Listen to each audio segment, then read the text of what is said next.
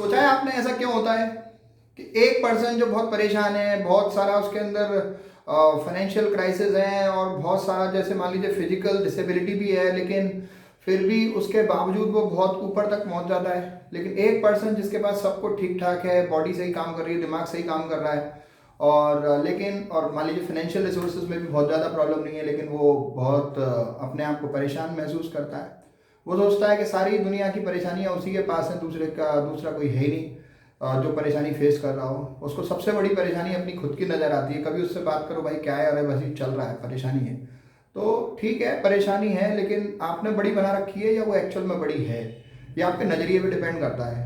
मैं देखता हूँ, सोचता हूँ, तो मैं बहुत खुद भी सरप्राइज होता हूँ कि साहब बहुत सारे हमारी लाइफ में ऐसे एग्जाम्पल्स हैं जो हम देखते हैं कि मान लीजिए हम स्टीव हॉकिंस की बात करें। वो पूरा बॉडी पैरालाइज्ड है, केवल माइंड उनका काम कर रहा है। वो एक व्हील चेयर पे और बैठे बैठे अपने केवल माइंड को यूज़ करके इतना मल्टीप्लाई कर लेते हैं अपनी एनर्जी को कि इतना वेल फोकस्ड हो जाती है उनकी एनर्जी कि वो पूरा एक फिजिक्स लिख देते हैं, साइंस लिख देते हैं, जिनकी थ्योरी आज हमारे बच्चे पढ़ते हैं, हमारा आगे का यूथ पढ़ता है और आगे भी पढ़ता रहेगा। तो उनको कोई ट्रबल नहीं है। ऐसे बहुत सारे लोग हैं लाइफ में जो साहब, मैंने एग्जांपल प्रिसीडिंग अपने वीडियो में उनका भी दिया था। वो लेडी हैं, उनके हाथ नहीं हैं, लेकिन उन्होंने अपनी प्रॉब्लम को अपने पर हावी नहीं होने दिया और बहुत सारा अपना पूरा एनर्जी सेंट्रलाइज करके बस एक वेल फोकस्ड होकर काम किया कि साहब मुझे प्लेन उड़ाना है, तो वो अपने काम में कामयाब हो गई। तो बात यहाँ पर ये आती है कि साहब क्यों ऐसा होता है कि सारी रिसोर्सेज होने के बाद में भी आदमी परेशान है, और कुछ लोग जो साहब बहुत सारी डिसेबिलिटी या फिर क्राइसिस होने के बाद भी अपने एफर्ट्स इतने फोकस्ड होकर डालते हैं कि साहब वो वहाँ तक पहुँच जाते हैं। तो मेरे को ये पॉइंट बार बार स्ट्राइक करता है। आज का ये जो वीडियो मैं बना रहा हूँ वो इसका पर्पस केवल ये है कि मैं आपको रिमाइंड करा सकूँ कि साहब ये जो फेसबुक ग्रुप और जो सोशल कम्युनिटी हमने ऑर्गेनाइज की है, इसके पीछे कॉज क्या है। आप देखते होंगे केवल वीडियोस मेरे आ जाते हैं कि साहब टीचिंग से रिलेटेड वीडियो आ गया, ये वाले चैप्टर का वीडियो आ गया, वो वाले चैप्टर का आ गया। तो जो स्टूडेंट्स हैं, जो हमारे यूथ हैं, वो ये सोच रहे होंगे कि साहब ऐसे ही है, बस सर ने तो जो है अपना जो है टीचिंग का वो बना लिया है यूट्यूब चैनल और उससे रिलेटेड वो वीडियोस वो पोस्ट कर रहे हैं, ये हमारे किस काम के बाद। ठीक है, जिसके पढ़ाई में आ रही है वो चीज़, जिसके काम में आएगी वो चीज़, उसके तो काम की है, लेकिन आपके काम की नहीं है। लेकिन जो मोटिवेशनल से रिलेटेड टॉपिक्स हैं वो सभी के काम के हैं, वो आपको देखना चाहिए। लेकिन ऐसा नहीं है कि साहब सीधे एजुकेशन के आ रहे हैं तो हर टॉपिक को आप ऐसा इग्नोर करेंगे, मतलब चलेगा ये वाला हमारे काम का नहीं होगा। तो जो आपके काम का नहीं है वो किसी और के काम का है, तो उस तक पहुंचाने की जिम्मेदारी as a family, as a group, as a community आप लोगों की है। आप लोग मेरे से किसी न किसी रूप में कभी जुड़े हो तो भी आप इस कम्युनिटी में हो, इसमें आउटसाइड मेंबर कोई नहीं है। चाहे वो यूट्यूब चैनल की बात हो, चाहे वो आपका जो है फेसबुक कम्युनिटी की बात हो। फेसबुक कम्युनिटी में जितने भी लोग जुड़े हुए हैं वो किसी ने या तो मेरे से पढ़े हुए हैं या फिर मेरे स्टूडेंट्स के टच में है, तो मतलब लर्निंग कम्युनिटी है वो। तो यहाँ पर पॉइंट ये है कि इसमें कोई भी बाहर का नहीं है।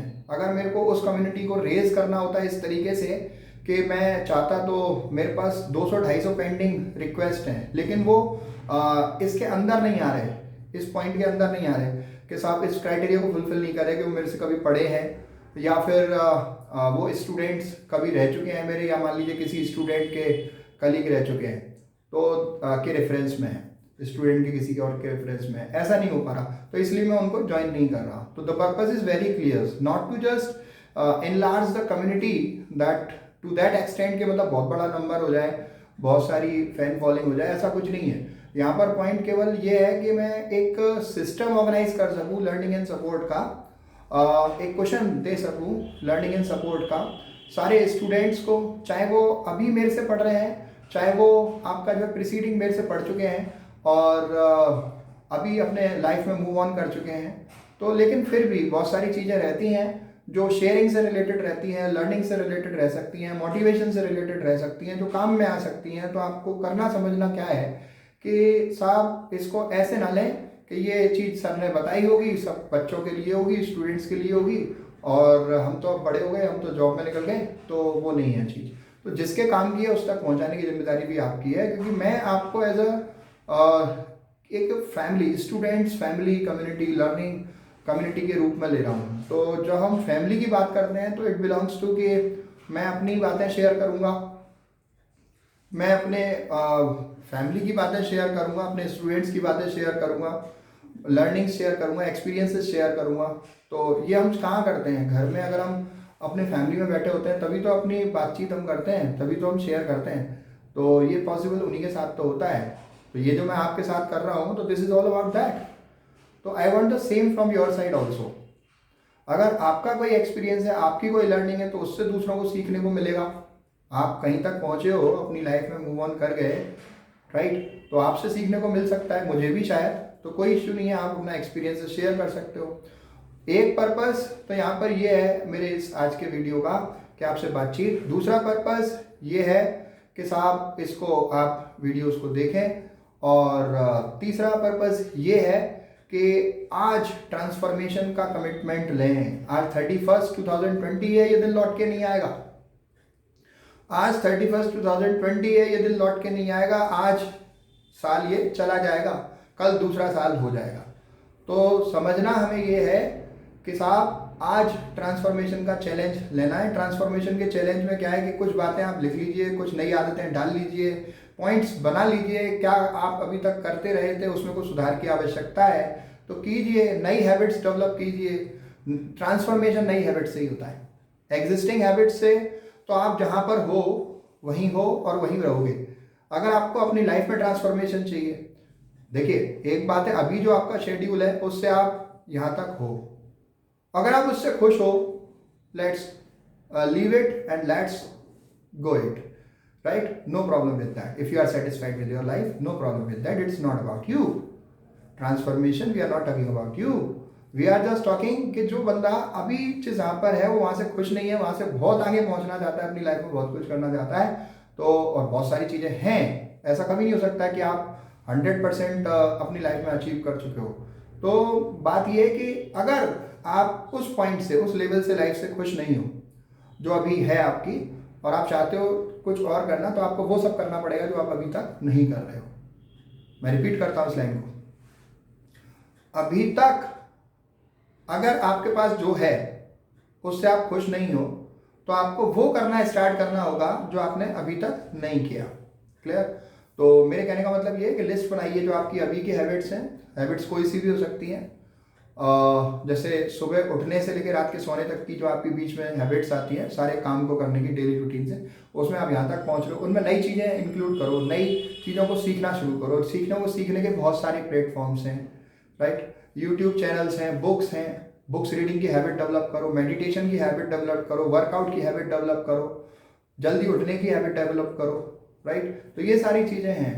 अगर हम ट्रांसफॉर्मेशन चाहते हैं, नई चीज़ें चाहते हैं, तो नई हैबिट्स हमें अपनानी होंगी और वो उसके लिए आज प्लान करना होगा। कल तो फिर आ ही जाएगा, फिर तो आगे चलता जाएगा, उसे कौन रोक पाएगा। तो बात आपकी ये है केवल जो मैं आज आपसे करना चाहता हूँ, that is transformation begins from today. Take the challenge for 2021 that आप क्या क्या चीज़ें करने चाह रहे हो और कौन कौन सी नई हैबिट्स आप इम्प्लीमेंट करोगे वहाँ तक पहुँचने के लिए। तो I am giving you the homework from this video, through this video, that आप मेरे को मैं उसमें कमेंट बॉक्स में लिख सकते हो, मैसेज कर सकते हो कि कौन सी आपने नई हैबिट्स आज शेड्यूल में इन्वॉल्व की अपने में। I would love to see that, right. तो मैंने तो अपनी हैबिट्स में इंक्लूड कर लिया है, मैं आपसे डेली इंटरेक्शन में रहूँगा, राइट, किसी ना किसी तरीके से, चाहे तो मोटिवेशनल वीडियो के तरीके से, चाहे फिर आपका जो है लर्निंग वीडियो के तरीके से, और शेयरिंग्स एक्सपीरियंसेस के तरीके से, आपसे रिलेटेड कोई प्रॉब्लम है तो उसको सोल्व करने के तरीके से। तो this is my hobby, this is my passion, this is what I have included in my just list of transformation journey, तो which I will move on that. So I would love to have suggestions from your side also, that and your perception also and your habits जो आप अभी सोच रहे हो कि आपके लिए बेनिफिशियल रहेंगी, आपने जो नए इनिशिएटिव्स आज से आप प्लान कर रहे हो, तो उसको आप कमेंट बॉक्स में लिखो। और क्या ट्रांसफॉर्मेशन से रिलेटेड आपकी स्ट्रैटेजी है उसको आप कमेंट बॉक्स में लिखो। If I could be of any help, I will do the same. It's a commitment from my side. So this is Dr. Ashwini Sharma signing out. Until we meet again, thank you.